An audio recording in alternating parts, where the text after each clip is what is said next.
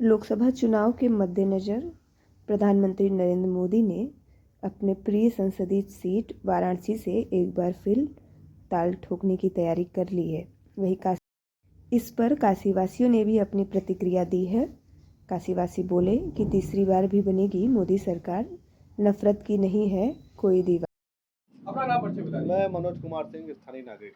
मनोज जी, देखा जाए लगा तीसरी बार प्रधानमंत्री अपने संसदीय क्षेत्र में चुनाव लड़े, इस पे आप लोग की क्या राय है? पहले तो मैं आपके चैनल के माध्यम से माननीय प्रधानमंत्री नरेंद्र दामोदर मोदी जी को हार्दिक शुभकामनाएं देता हूं और बाबा की नगरी में हमारे प्रधानमंत्री जी का स्वागत है। और तीसरी बार ये प्रधानमंत्री वो फिर से बनने जा रहे हैं। उनके कार्यकाल में काशी का बहुत विकास हुआ है और मैं उनका स्वागत करता हूँ। तो इस साल किस मुद्दे पर आप लोग उनको चुनेंगे, क्योंकि लोग विरोध वही बहुत कर रहे हैं? देखिए, विरोध किसी चीज़ का नहीं है। विरोध इस चीज़ का है कि अब जैसे कि काशी एक पुरानी नगरी है और विकास लगातार यहाँ पे चल रहा है। लोगों को, कुछ स्थानीय लोगों को दिक्कत ये हो गई है कि यहाँ पे सुनने में आ रहा है कि तोड़फोड़ होने वाली है। तो मैं माननीय मोदी जी से ये आग्रह और अपील करता हूँ कि स्थानीय मुद्दों को और जनता के हितों को देखते हुए कोई भी डिसीजन लिया जाए जिससे यहाँ का व्यापार जो है डैमेज ना हो। तो आप लोग इस साल किस मुद्दे पर, जिसे सुना जैसे राम जन्मभूमि का लोग थे, एरावली विश्वनाथ जी का मामला चल रहा है, मथुरा का मामला चल रहा है, तो इस साल आप लोग किस मुद्दे पर उनको वहाँ तक पहुँचाएंगे? मेरा केवल एक ही मुद्दा है और यहाँ के लोगों का एक ही मुद्दा है, यहाँ देश का एक ही मुद्दा है। केवल देश में विकास होना चाहिए, बाकी मुद्दे तो वो न्यायिक प्रक्रिया है, वो चलती रहेंगी। जो राहुल गांधी अलग कुछ बयान दे रहे हैं, अजय राय अलग बयान दे रहे हैं। सब पार्टियों के अलग अलग मुद्दे होते हैं, हमारे अलग मुद्दे हैं, देश के अलग मुद्दे हैं, शहर के अलग मुद्दे हैं। उस हिसाब से जो है काम होना चाहिए। तो उनको चुना जाएगा? बिल्कुल अवश्य चुनेंगे हम लोग। हम भी चुनेंगे, हमारे लोग भी चुनेंगे, हमारी जनता भी चुनेगी, बनारस भी चुनेगा, देश भी चुनेगा। जी, इस साल प्रधानमंत्री तीसरी बार बनारस से चुनाव लड़ रहे हैं तो संसदीय क्षेत्र में, तो किस मुद्दे पर आप लोग उनको चुनेंगे? मुद्दा एक ही था पिछली बार भी चुनने का, विकास का। इस बार भी विकास का, विकास हो लेकिन स्थानीय जनता का हित देखते हुए। तो क्या लगता है इस साल भी आएंगे मोदी जी, जैसे हर बार आ रहे हैं, इस बार भी आएंगे। हमारा पूरा सपोर्ट है उनको। तो भाई हाँ, जब से वो आए हैं तब से बिजनेस तो ग्रोथ किया ही है, उनको भी बहुत बेनिफिट है उसका। आगे भी अपेक्षा करते हैं कि होता ही रहेगा। तो जैसा देखा जाए इस साल अयोध्या फरियाया, काशी का बारी है, फिर उसके बाद मथुरा का बारी है, तो इस पे आप लोग का क्या राय है? भाई एक स्टेप बाय स्टेप तो सब काम हो ही रहे हैं। अब धीरे धीरे किसी भी चीज़ में समय तो लगता ही है और धीरे आज जनता को जरूर दिक्कतें हो रही हैं, लेकिन कल उसको उसका बेनिफिट भी मिलेगा। और रोजगार पर इस पर क्या? रोजगार तो थोड़ा बहुत, जब ये सब चीज़ें होंगी तो रोजगार पे थोड़ा बहुत तो प्रभाव पड़ता है, बट लेकिन फिर भी ये सब चीज़ें चलती रहती हैं। तो इस साल लहर है उनका फिर से? लहर हमेशा रहेगी उनकी, जब तक वो है तब तक तो है ही है। अपना नाम परिचय बता दिए। मैं मुन्ना लाल यादव।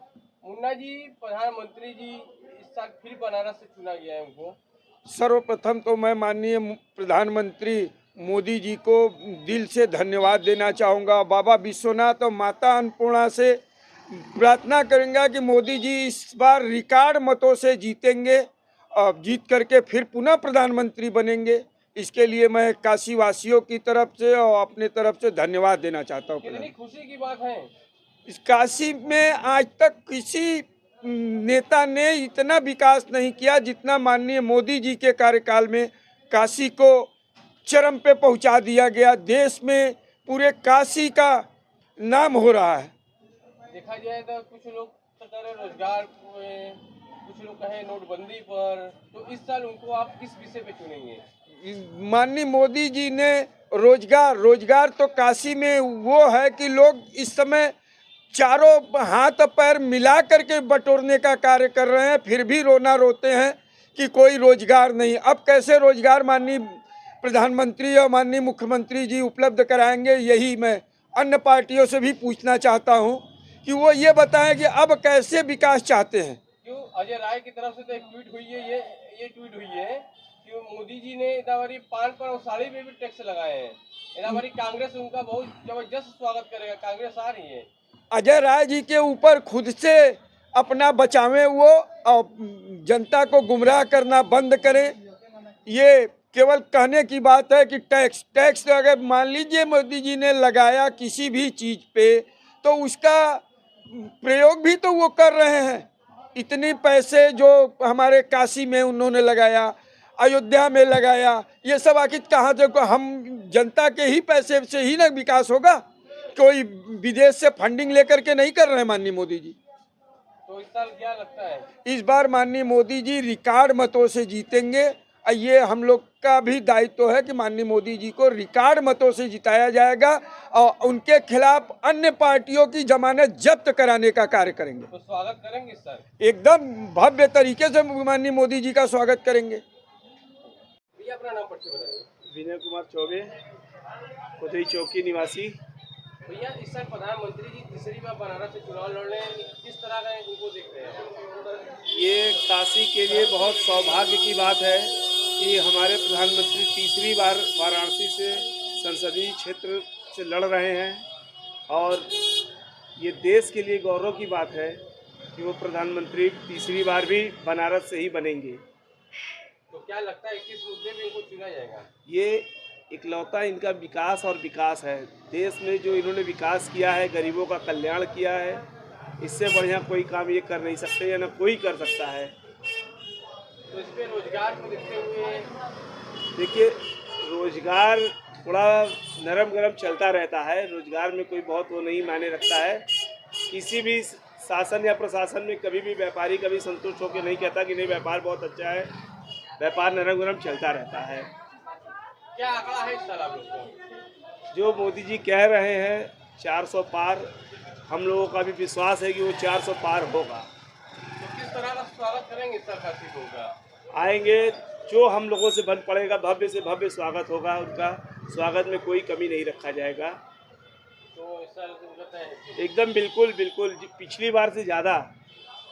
विरोधी तो भैया कुछ अंत बयान दे रहे हैं। देखिए, विपक्ष का काम होता है बयान देना, लेकिन जो कार्य उन्होंने किया है काशी के लिए, देश के लिए, इससे बड़ा सराहनीय काम आज तक किसी ने किया नहीं। काशी को आप घूमिए, देखिए, आज स्वच्छता में बहुत आगे गया। विकास में आप चले जाइए, हर जगह रोड सुंदर हो गया, बढ़िया रोड बन गया।